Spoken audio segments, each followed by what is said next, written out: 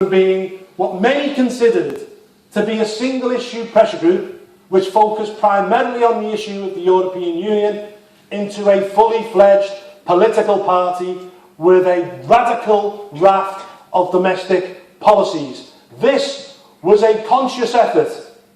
We knew that the Westminster system wasn't working. We knew that the establishment parties were not speaking the language of the man on the street, and we saw a gap in the market.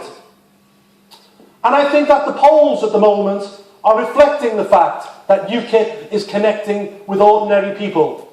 You see every weekend an opinion poll putting this party between 15 and 22%. That's 15 and 22% for the next general election. That's around 10 percentage points behind the Conservative ruling party. That's over double the Liberal Democrat polls. We're over double the opinion polling of a ruling political party. For me, that just goes to show that there is an atmosphere out there within British society for a change in British politics. And we're also doing well in elections. We did fantastic in the local elections, where we took 147 seats in the county councils.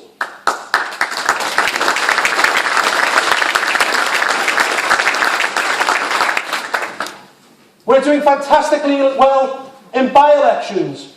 We finished second in Eastleigh.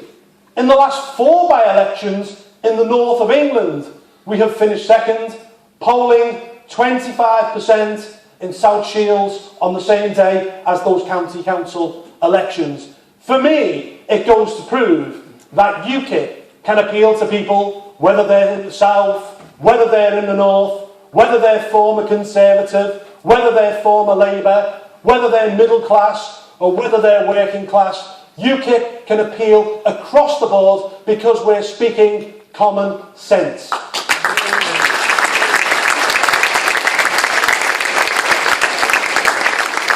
And our domestic policies are common sense. Take immigration. Surely it makes no sense, ladies and gentlemen, to have an open door policy to the whole of Eastern Europe when 22% of our own young people can't get a job.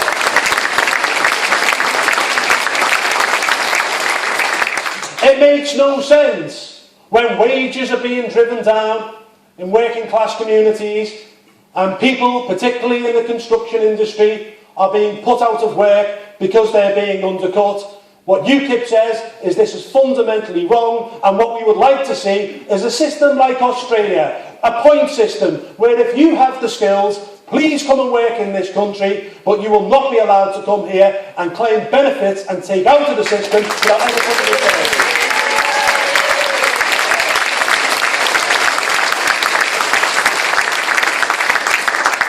And on education, we have sane and sensible common sense policies.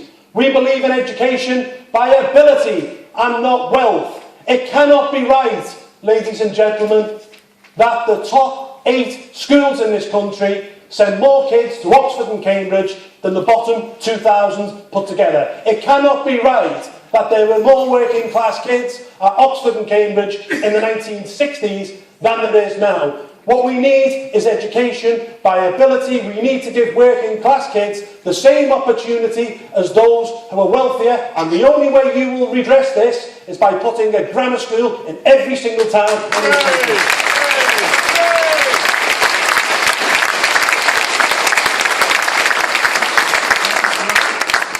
And we want to see more vocational schools. We want to see parity between vocational education and academia. There is no coincidence, I believe, that in Germany, vocational education is held in such high esteem that it is equal to academia, and Germany has kept its manufacturing base as a result. We need to put more emphasis, ladies and gentlemen, on vocational training, vocational education, and we need more apprenticeships.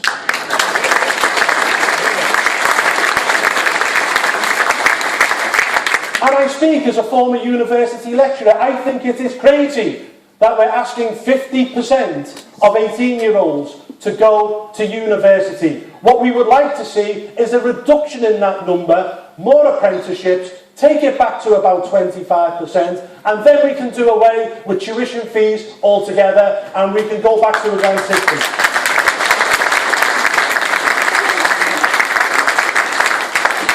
And on defence, we think it is crazy that we're cutting the defence budget when the world, and in particular the Middle East, is in such a perilous state. We also believe that it would be absolutely crazy for this government to be giving arms to Syrian rebels, many of whom are linked to Al-Qaeda.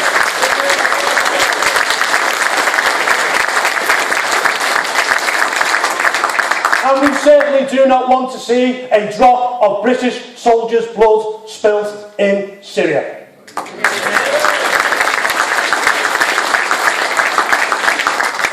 I believe we are right on foreign aid. How can it be right, ladies and gentlemen, that we are giving away £25 million a day of your taxes in foreign aid? How can it be right that we're giving foreign aid to countries like China and India? Take India.